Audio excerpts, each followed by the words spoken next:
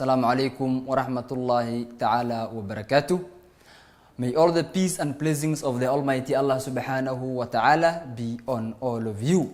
Now today I want us to discuss the next part of the heart, that is the pumping mechanism of the heart, or rather sometimes being referred to as the cardiac cycle.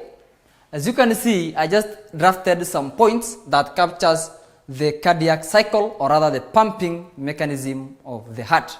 And we know that the heart beats every other time, and they say the heart beats 72 beats per minute. And today I want us to look at how these things happen. And we say for every heartbeat, the heart undergoes rhythmic contraction and relaxation of the heart muscles. We say for every heartbeat, the heart undergoes through rhythmic contraction and relaxation of the heart muscles. And therefore, how do these events follow one another? At the beginning of every cardiac cycle, the heart undergoes brief cardiac cycle, brief cardiac diastole. The heart undergoes brief cardiac diastole. Class, diastole basically means relaxation.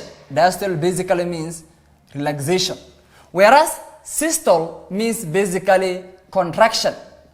Systole basically means contraction, while diastole means relaxation. And we say at the beginning of the cardiac cycle, the heart briefly undergoes cardiac diastole. What happens when the heart undergoes cardiac diastole?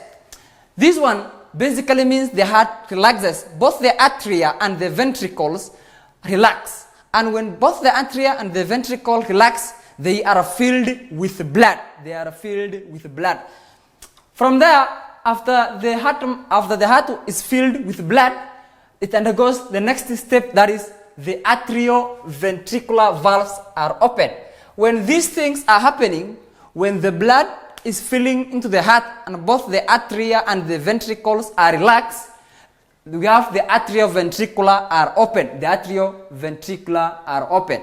Now, after that the cardiac diastole, where both the atria and the ventricles relaxes and the heart is filled with blood and the atrioventriculars are open, after that, what is followed next? The heart undergoes the atrial systole. That means the contraction of the atria. And when the atria contract, the atrioventricular valves will be open to allow blood to flow out of the atria into the ventricles. We say that the atrial systole basically means the contraction of the atria, and when the atria contract, they empty blood into the ventricles, and the atrioventricular valve, which at the base of the atria and the ventricle, will remain open. Now, after the atrial systole is being followed by the ventricular systole. That basically means the ventricular contraction. Now, when the walls of the ventricles contract, class, they generate a pressure. Now, what effect does this pressure bring? The first thing that this pressure does, the pressure being generated by the walls of the ventricles as a result of the ventricular contraction, basically produces. First thing is that it closes the atrioventricular valves. When ventricle wall contracts, it closes the atrioventricular valves. And the closure of the atrioventricular valve, class, produces the first heart sound, that is the loop sound. The closure of the atrioventricular valves as a result of the contraction of the ventricular walls produces the first heart sound known as the loop sound. Another thing that the pressure generated by this does is it opens the semilunar valves. So that blood can get pumped, can move from the ventricles through the semilunar valves, outer pulmonary artery, and to the rest parts of the body, and from the pulmonary artery to the lungs, and from the outer to the other parts of the body. Again, After the pressure generated produced the first heart sound, known as the loop sound, as a result of the contraction of the atrioventricular valves at the base of the atria and the ventricles, between the atria and the ventricles, the next thing is the pressure again opens the semilunar valves.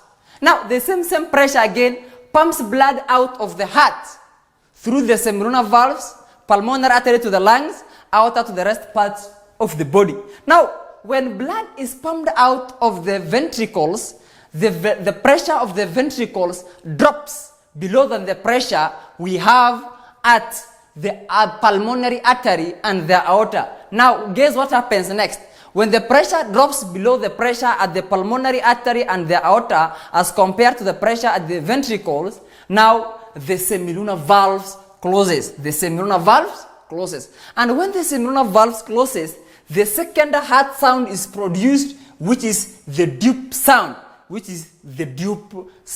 And when the second heartbeat called the dupe sound is produced, and therefore blood is pumped out of the heart from the pulmonary artery and aorta through the arteries and like that. And that is basically tells us the end of a cardiac cycle, when the heart again will undergo another brief cardiac diastole, where the heart will be filled with blood. From there it undergoes atrial systole. From there, after the atrial systole, it undergoes ventricular systole. From the ventricular systole, the heart will do various activity. Ventricular systole, it generates a pressure.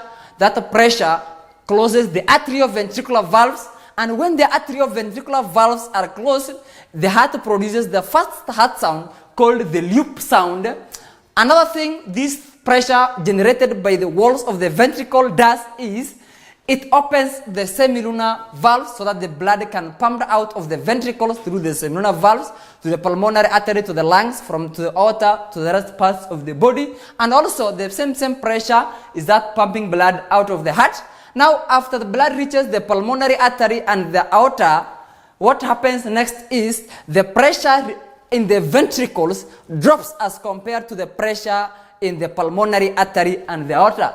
And therefore, the semilunar valves closes. And we know while the semilunar valves closes, the semilunar valves basically closes to prevent backflow of blood from the pulmonary artery and aorta into the ventricles when ventricles relaxes. And therefore, the closure of the semilunar valves produces the loop sound, and that marks the end of the cardiac cycle when the heart again undergoes cardiac diastole and the cycle repeats it like that. Now, sometimes you can be asked, how are the two heart sounds? Name and describe how the two heart sounds are produced. The first heart sound is called the loop sound. It is being produced when the atrioventricular valves closes as a result of the pressure generated by the walls of the ventricles due to their contraction. And the second heartbeat is known as the dupe sound, is produced when the semilunar valves closes as a result of the second heart sound is produced when the semilunar valves closes to prevent backflow of blood from the pulmonary artery and aorta into the ventricles when ventricles relaxes. And basically, the blood pumped out of the heart glass flows in forms of contraction waves. Blood pumped out of the heart through the aorta is pumped into the arteries. Now, blood in arteries flows in form of contraction waves, and this contraction waves class is called pulses. We say blood pumped out of the heart through the aorta, it flows into the arteries. Now in the arteries, blood flows in form of contraction waves known as the pulses. Now pulses corresponds to the heartbeat in the arteries, and a good example of the pulses is the radial artery in the wrist. If you just hold somewhere here at the wrist, and the downside, when you turn up your palm facing like this, when you hope you're going to see some kind of a beating, a certain artery called the radial artery, and that is called the pulses. And the pulses the rate, and we say the rate and the strength of the pulses tells a lot about your health. And a normal person has 60 between 60 and 100 pulses per minute. And wish you all the best. Have a blessed day. And always, education is the passport to future. Wish you a nice day. Thank you very much.